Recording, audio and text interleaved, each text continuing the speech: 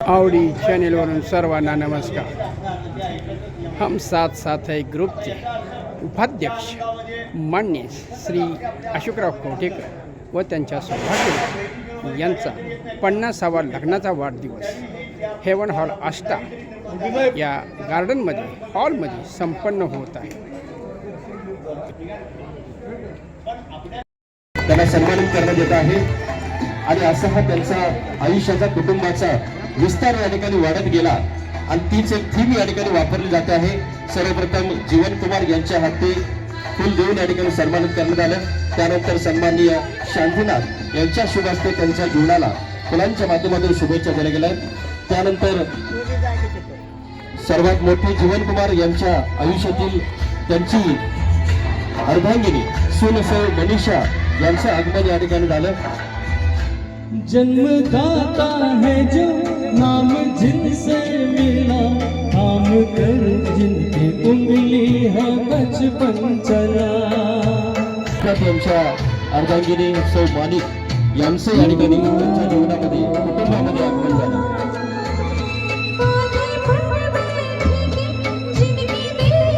काही काळानंतर नातवंडे तेजस विराज श्रीनिक यांचा या ठिकाणी त्यांच्या घरामध्ये हस्तखेळतं रूप वगैरे झालं।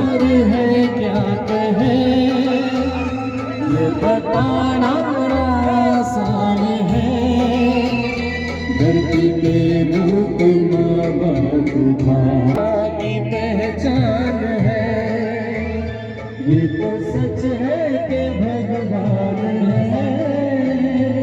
अशी जर मालिका त्यांच्या कुटुंबामध्ये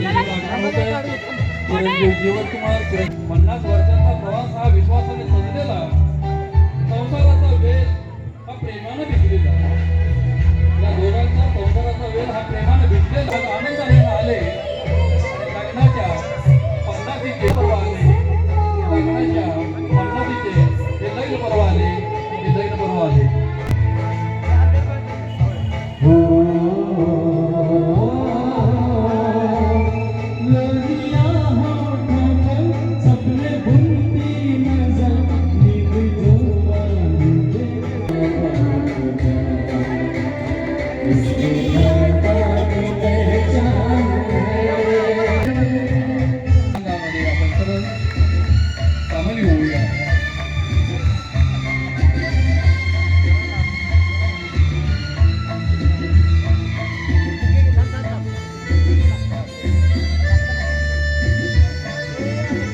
आव्हाने बाप्पांचं स्वागत त्यांच्या कुटुंबामार्फत होतंय।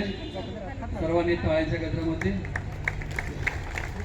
शुभेच्छा द्यायचे। जग बनवलं आजच्या या सुवर्णदिनी हीच एक म्हणे आजच्या ह्या सुवर्णदिनी हीच म्हणे एक आज जन्मजन्मी असाच राहो तुमचा सहवास, असाच राहो तुमचा सहवास, असाच राहो तुमचा सहवास। वर्षांच्या सहजीवनाचा एक गोड प्रवास आणि या निमित्तानं आपण सर्वजण अगत्यानं प्रेमानं आपुलकीनं जिव्हाळ्यानं या ठिकाणी उपस्थित झालेलो आहोत। उपस्थितांचं कवठेकर परिवारांच्या या सुंदर आनंद गोष्ट आहे का आव्हानी बाप्पा आपल्या आयुष्याचा प्रवास खरं तर हा गोड नक्कीच आहे आणि त्या गोड प्रवासाला कोंदण आहे अनेक माणसांच्या आनंदाचं। आमचे एक कवी खूप सुंदर म्हणतात, या नभाने या मातीला दान द्यावे, या मातीतून पुन्हा चैतन्य गावे।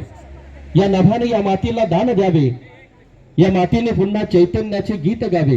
कोणती पुण्य अशी येती फळाला, जोंधळ्याला चांदणे लगडून टाकणारा। नक्कीच या ठिकाणी त्यांचा जीवन प्रवास या ठिकाणी आपण जेव्हा पाहतोय त्याचं सोनं केलं, पण हे करत असताना आपल्या कुटुंबाला कधीही या ठिकाणी आनंदाची जी झळ आहे ती नक्कीच या ठिकाणी पोहोचवली आहे। दुःखाच्या झळीपासून त्यांना दूर ठेवलं आणि आनंदाचा महापूर आपल्या आयुष्यामध्ये आणण्याचा प्रयत्न केला आणि हे करत असताना या ठिकाणी त्यांच्या जीवनाचा प्रवास आपल्या आयुष्यातील नोकरीचा एक सुंदर प्रवास त्यांनी केला, तो म्हणजे शिक्षक या नात्यानं।